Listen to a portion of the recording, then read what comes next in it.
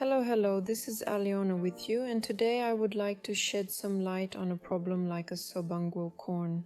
It may seem like such an unnoticeable little thing, but it's unbearably painful. Personally, I also get these things, both on my big toes and on my second and third toes.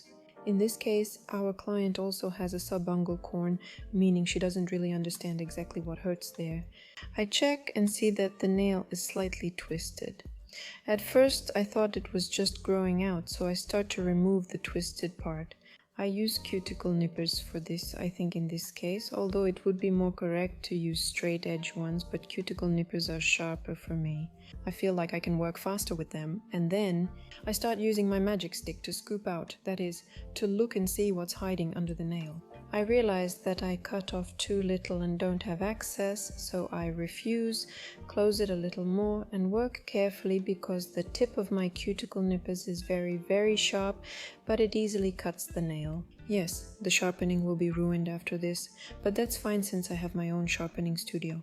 I have to say I'm Duman in life. And now notice that after we removed the little corner that was bothering us, we can now see that very subungual callus that many people don't understand. Everyone talks about it, but no one knows what it looks like or what to do with it.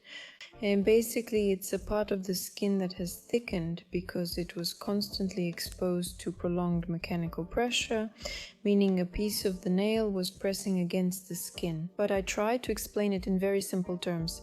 I kept rubbing it little by little and my skin had no choice but to thicken. That's its natural state. It's a callus. It stays there because it's attached to the skin, not just lying on top.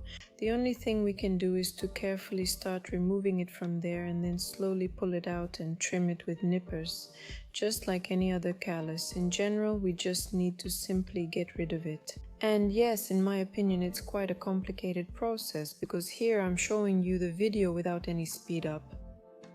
As usual, I only removed the empty, motionless parts. And even removing just one subungual callus took me a little over 5 minutes of pure work. And that's not even counting the time spent rearranging tools and other things. Of course, my main goal is not to harm, not to cut off, and not to pinch off anything extra so that everything stays in its place. That's why I work very slowly and carefully, constantly examining, pressing the skin with my thumb, holding it to get a grip, and we can see how large the area of this subungual callus is. I want to tell you right away that the person feels incredible relief because all of this has been removed and it no longer rubs. As someone who suffers from this condition, I know for sure, because the shape of my toenails is quite arched, both for the feet and under the coating. When overworn, it's about 2 to 2.5 weeks.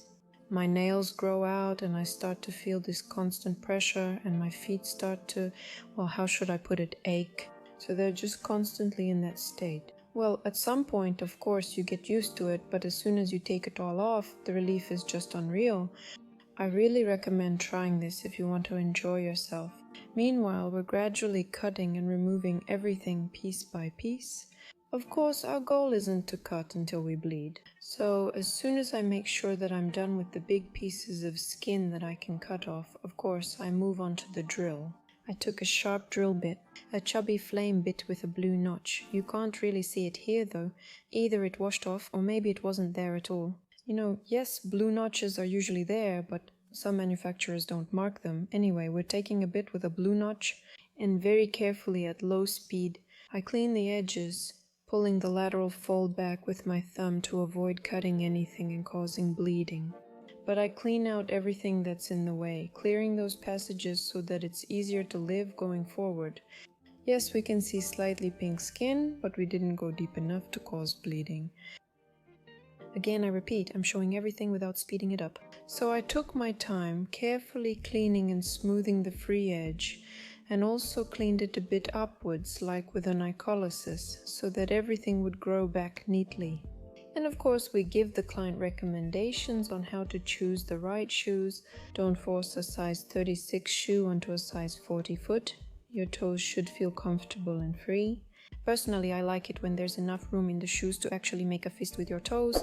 Yes, it's really possible to find shoes like that. So with my size 39, I can easily buy size 40 or even 41 shoes. The main thing is that I feel comfortable in them. Of course, special orthopedic insoles remain a great option. They're effective and provide relief. Meanwhile, we've finished cleaning up the subungual callus. This is how it looks. Unfortunately, I only had a very short clip of the final result, so I slowed it down. As always, let me know how you handle these calluses. Bye! This was Aliona. See you next time.